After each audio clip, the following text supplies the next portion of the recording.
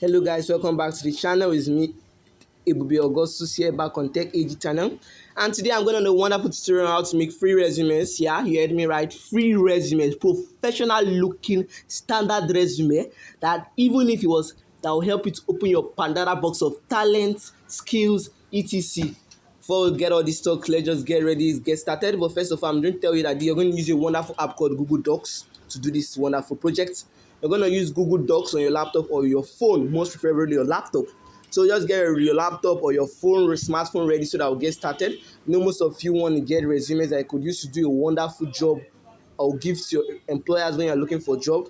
So we're going to get this started. So I'm going to teach you on how to make these resumes with Google Docs, a free Google tool. First of all, you can look at this resume that I made with Google Docs. Can't you see how creative as a right, high creativity? Can't see how creative I am to have made such a wonderful, and you can be that. You can make such wonderful professional looking resume with this Google tool. So here is the template. You can easily edit it by just go to the company you work for, you put the company location, just clearly edit it and make it to look good.